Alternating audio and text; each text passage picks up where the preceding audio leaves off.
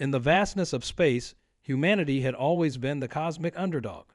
The other species looked down at us, mocked our primitive technology, and dismissed us as nothing more than hairless apes who had stumbled their way into faster-than-light travel.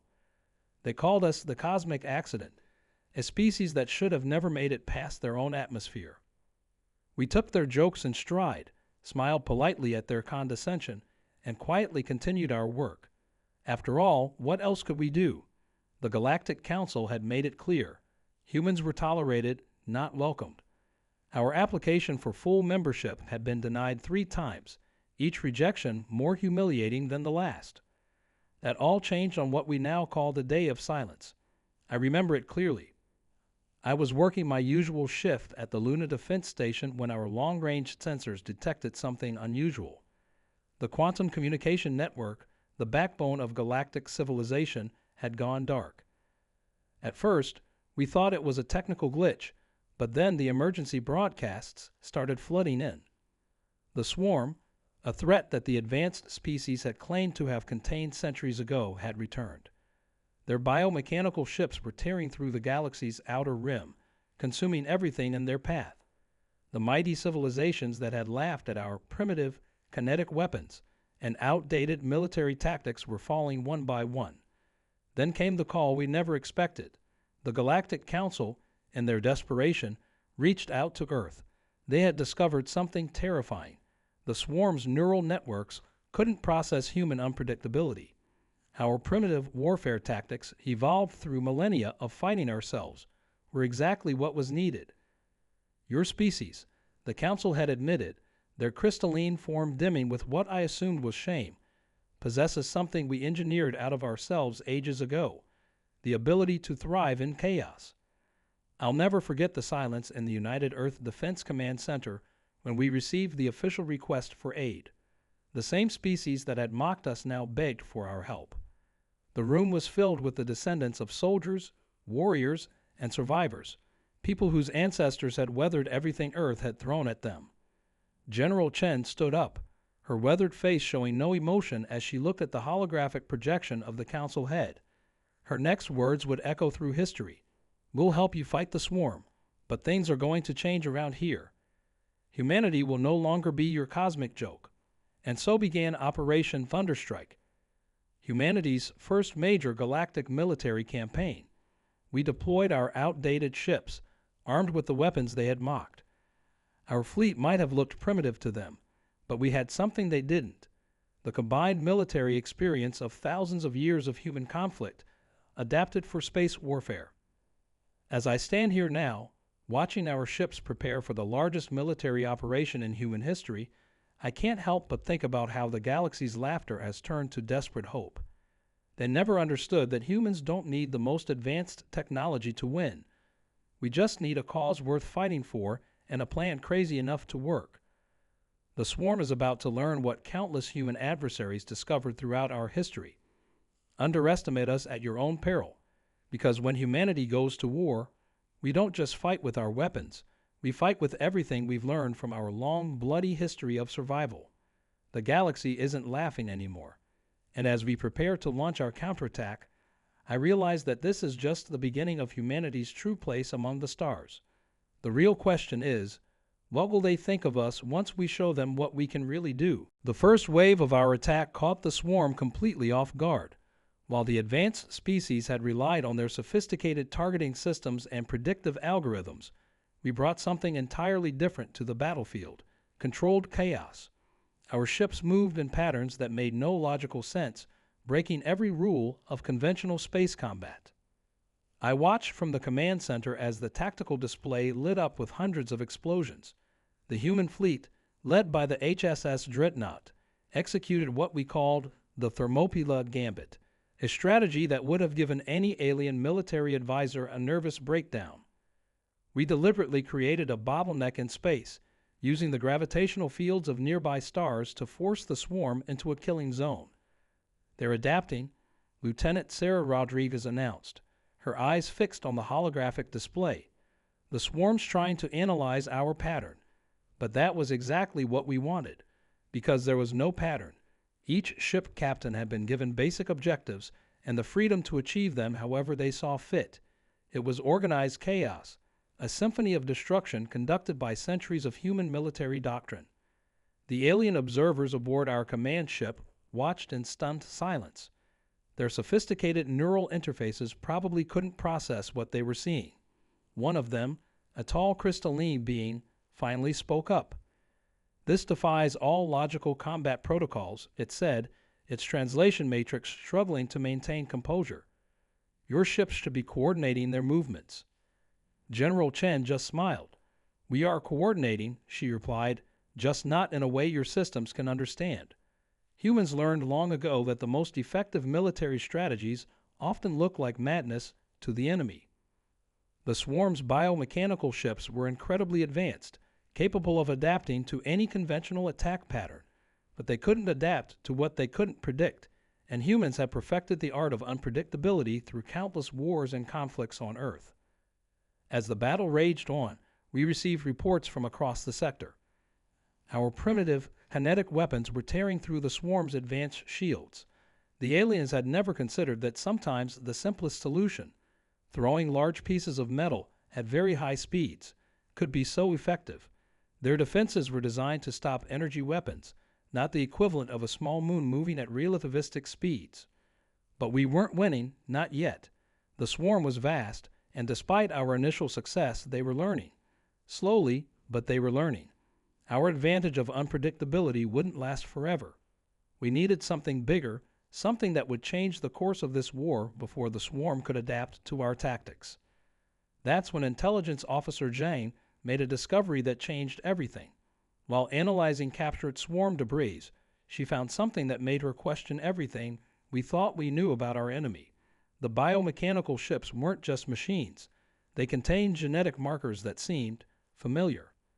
"General," she said, her voice barely above a whisper as she showed us the results.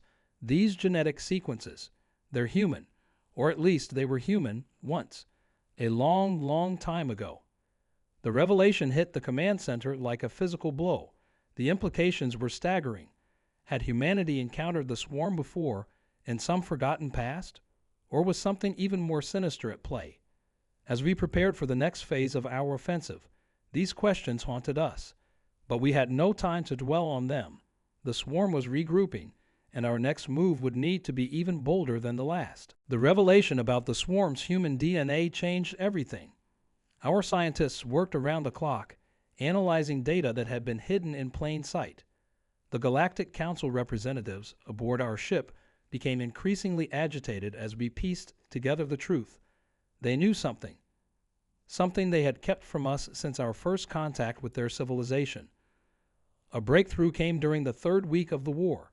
We captured an intact swarm neural node during a particularly fierce battle near the Orion Arm. As our research team began their analysis, ancient data patterns emerged that shook the foundations of everything we thought we knew about human history. These patterns, Dr. Rivera explained, her hands trembling as she showed us the results. They match prehistoric human brainwave signatures we found in archaeological digs on Earth. Not just similar, they're identical. She paused, letting the implications sink in. The swarm isn't just connected to humanity. They might be our ancestors, or what's left of them. The Galactic Council's representative finally broke their silence. Through their translator, we learned a truth that had been hidden for millennia. Long before their civilizations rose to power, humanity had already reached the stars. We had been a vast, mighty empire spanning hundreds of worlds. But something had gone wrong, terribly wrong. Your ancestors discovered something they shouldn't have, the council representative admitted. A technology that promised immortality through the merger of organic and mechanical components. But it changed them, corrupted them. What you call the swarm, they were once the rulers of this galaxy. General Chen's face hardened as the truth became clear. The council hadn't just denied us membership. They had been containing us, watching us, making sure we didn't rediscover our forgotten legacy. Our primitive technology wasn't primitive at all. It was purposefully guided development, meant to keep us from reaching our full potential. But now we faced a choice that would determine not just humanity's future, but its past as well. The swarm wasn't just attacking. They were trying to reconnect with their lost children, us. Their neural patterns showed signs of recognition, of attempted communication that our minds couldn't comprehend. They weren't just fighting us, they were trying to reclaim us. As we prepared for what would surely be the decisive battle of the war, a new plan began to take shape. If the swarm contained the consciousness of our ancestors, perhaps we could reach them, not through weapons or tactics, but through something deeper, the very essence of what made us human. We need to broadcast on all frequencies, Officer Zhang suggested, her eyes bright with realization. Not just radio waves or quantum signals, but everything, including the ancient neural patterns we discovered. If there's anything left of their humanity, they'll recognize it. The risk was enormous. If we were wrong, we'd give the swarm direct access to our neural networks. If we were right, well, nobody knew what would happen when modern humanity came face to face with its forgotten past. As our fleet moved into position for the final confrontation, tensions reached a breaking point. The Galactic Council demanded we stand down, revealing their deepest fear, that humanity might remember who we once were, what we were capable of becoming. But it was too late for their warnings. The swarm had assembled the largest fleet we'd ever seen, stretching across the entire sector. In the command center, General Chen gave the order that would change the course of human history forever. Initialize the neural broadcast, she commanded, her voice steady despite the weight of the moment. Let's remind our long-lost family who they really are. The entire fleet held its breath as we prepared to either save our species or accidentally trigger its evolution into something beyond human. The stars themselves seemed to pause, waiting to see what would happen when humanity's past and present finally collided. As the neural broadcast initiated, something unexpected happened. The swarm's massive fleet didn't attack. Instead, their ships began arranging themselves in a pattern we'd seen before. It was the same formation found in ancient cave paintings on Earth, depicting what archaeologists had always assumed were stars, but now appeared to be spacecraft. The command center erupted in chaos as our sensors detected a new energy signature emanating from the swarm fleet. It wasn't hostile, but it wasn't entirely familiar either. The signal carried fragments of memories, not just data, but actual human experiences from thousands of years ago. Images of Earth before the Great Forgetting, of massive cities that put our current civilization to shame, of humans reaching for the stars not as explorers, but as masters. But then came the real shock. The Galactic Council's representatives suddenly changed form, revealing their true appearance. They weren't crystalline beings at all. They were human, or at least, what humans had become in a parallel evolution. They had been watching us, guiding us not to protect the galaxy from us, but to protect us from ourselves. You don't understand, their leader spoke, no longer needing a translator. The swarm isn't trying to reclaim you. They're trying to warn you. What's coming is far worse than anything you could imagine. The revelation hit us like a physical blow. We hadn't been contained out of fear. We had been preserved as a last resort. Through the neural link, we began to receive fragments of the truth. The swarm, our supposed ancestors, were actually our descendants from a future that had already happened. They had traveled back in time, transformed by technologies we were just beginning to rediscover. But they weren't here to conquer or reclaim. They were running from something. General Chen's face paled as the images flooded our neural networks. "They're not the threat," she whispered. "They're the refugees." The real enemy was following them through time itself, beings that existed beyond the comprehension of our current forms, hunters that consumed entire civilizations. The Galactic Council, these evolved humans, had split into two factions. One believed in preserving our current timeline, keeping humanity primitive but safe. The other, which had become the swarm, believed in preparing us for the inevitable conflict, even if it meant forcing our evolution. Officer Zhang's hands flew over her console as she processed the incoming data. "The temporal wake is still active," she announced. "Whatever's chasing them, it's almost here." The swarm wasn't assembling for battle against us. They were forming a defensive line against something much worse. Our fleet hung in space between two versions of humanity's future, forced to make an impossible choice. Do we trust the Council, who had kept us safe but stagnant, Or do we side with the swarm, who offered evolution, but at the cost of losing our current humanity? Before we could decide, our sensors detected something massive emerging from subspace. It defied physics as we understood them, a tier in reality itself. The swarm's ships began powering up weapons we didn't even know existed, while the council representatives watched with a look of ancient sadness. "Now you understand," the council leader said softly. "This isn't about saving humanity's past or future. It's about saving humanity itself in all its forms, across all timelines." The thing emerging from subspace began to take shape, and for the first time, we witnessed what had driven our descendants to such desperate measures. General Chen's next decision would determine not just our future, but our past and present as well. The fate of humanity across time itself hung in the balance, and we had mere moments to choose our path. General Chen's voice cut through the chaos with crystal clarity. "All ships, execute Protocol Omega. It was a plan we designed but never thought we'd use. A synchronized attack using both contemporary human tactics and the swarm's advanced technology." The council representatives watched in horror as we made our choice. We would fight alongside both versions of humanity. The tier in space expanded, revealing our true enemy. They weren't aliens or machines, but living equations, beings of pure mathematics that saw our reality as a flaw in their universal calculation.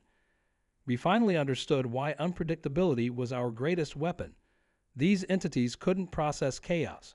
They couldn't quantify the human spirit. Our fleet moved in perfect disharmony, a blend of ordered precision and controlled chaos. The swarm's biomechanical ships integrated with our formation, their ancient human consciousness synchronizing with our neural networks. Together, we created a battle strategy that defied logic itself, exactly what we needed against beings of pure logic. "They're attempting to solve us," Officer Zhang shouted over the chaos. "They're trying to reduce human consciousness to an equation." But that was their mistake. Human consciousness, especially when merged across multiple timelines, couldn't be reduced to mere numbers. The Council's ships joined our defense, revealing weapons they kept hidden for millennia. 3 versions of humanity, fighting as one against an enemy that threatened not just our existence, but the very concept of free will in the universe. The mathematical entities launched their assault, trying to rewrite the laws of physics around us. But humanity had an advantage they hadn't counted on. Our greatest strength had always been our ability to break rules, to defy expectations, to thrive in impossibility. Dr. Rivera's voice crackled over the comm. "The neural pattern. It's not just communication. It's a weapon." She was right. The combined consciousness of humanity across time created something new, something unprecedented. Our thoughts, our emotions, our very humanity became a virus in their perfect calculations. The battle reached its peak as we launched our final assault. Every human ship, from every timeline, broadcast the same signal, not just data or weapons, but the raw, unfiltered experience of being human. Love, hate, fear, hope, contradiction, and determination all at once. To beings of pure mathematics, it was devastation. The entities began to collapse, their perfect equations corrupted by the impossible variables of human consciousness. But as they fell, something unexpected happened. Rather than disappearing, they began to change, to evolve. Our attack hadn't destroyed them. It had introduced chaos into their perfect order, giving them the one thing they had never experienced: free will. The tier in space began to seal itself, but not before we received one final transmission from the entities. It wasn't in words or data, but in pure understanding. They had come to erase the chaos of consciousness from the universe, but instead, consciousness had changed them. As the dust settled, we found ourselves in a transformed galaxy. The swarm, the council, and humanity, as we knew it, had all changed. We weren't separate species anymore, but different expressions of the same human spirit. The barriers between past, present, and future began to blur, leaving us with a new understanding of what it meant to be human. General Chen stood at the viewport, watching as the last traces of the battle faded away. "We didn't just save humanity today," she said softly. "We proved why humanity was worth saving. The galaxy had indeed laughed at humans, then gone to war alongside them, only to discover that the greatest power in the universe wasn't advanced technology or perfect logic. It was the beautiful, chaotic, impossible thing we call the human spirit. But even as we celebrated our victory, a single alert appeared on our sensors, suggesting that perhaps this wasn't the end of our story, but merely the beginning of a much greater adventure. In the months that followed our confrontation with the mathematical entities, humanity entered a new era of existence. The single alert we detected turned out to be an echo, a ripple in spacetem showing countless alternate timelines where humanity had taken different paths. But in each one, our fundamental nature remained the same: adaptable, unpredictable, and ultimately unstoppable. The Galactic Council transformed into something new, a collaborative body that celebrated diversity rather than feared it. Our descendants from the swarm didn't disappear back into time. Instead, they chose to stay, helping us bridge the gap between what we were and what we could become. Their biomechanical technology, once seen as a corruption of humanity, became a tool for healing and growth when used with wisdom and choice. General Chen retired from military service, but not before establishing the Temporal Defense Initiative, a new organization dedicated to protecting not just human space, but human potential across all timelines. Our greatest enemy was never the aliens or even those mathematical entities, she said during her farewell address. It was our fear of our own potential. The mathematical entities that survived their transformation became something unprecedented in the universe, beings of pure logic that had learned to appreciate chaos. Some of them chose to study humanity, not as an equation to be solved, but as a phenomenon to be understood. They became known as the observers, adding their unique perspective to our growing cosmic civilization. Dr. Rivera's research into the neural patterns led to breakthroughs in understanding human consciousness. We discovered that what we had thought of as primitive emotions were actually sophisticated quantum processes, more complex than any computer ever built.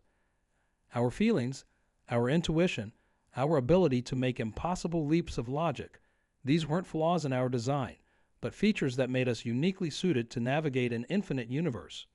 Officer Zhang established the first cross-temporal communication network, allowing humans from different timelines to share knowledge and experiences. We're not just connected across space anymore, she explained, but across all possible versions of ourselves. Every choice, every path not taken, they all have something to teach us. The stars that had once seemed so distant became our playground, but not through conquest or dominion. We spread across the galaxy as explorers, diplomats, and innovators. Other species that had once laughed at us now sought our counsel, not for our technology or military might, but for our unique ability to thrive in uncertainty. Perhaps the most profound change was in how we saw ourselves. We were no longer just Earth's children reaching for the stars, but part of a greater tapestry of human potential woven across time and space. Our imperfections, our emotions, our chaos, these weren't weaknesses to be engineered away, but the very qualities that made us strong. As I stand here now, looking out at the galaxy from the observation deck of humanity's new unified fleet flagship, I can't help but smile at how far we've come. The universe had thrown its worst at us, time-traveling descendants, geometric entities that wanted to erase us, and our own fear of change. We not only survived, we transformed every challenge into an opportunity for growth. The galaxy no longer laughs at humans. Instead, it watches in fascination as we continue to defy expectations, break rules, and reshape reality itself. Because that's what humans do best. We take the impossible and make it probable, then inevitable. And that single alert, it's still out there, pulsing at the edge of our sensors, reminding us that there are always new frontiers to explore, new challenges to face, and new ways to prove that humanity's greatest adventure is just beginning. After all, in an infinite universe, even the end of one story is just the beginning of another.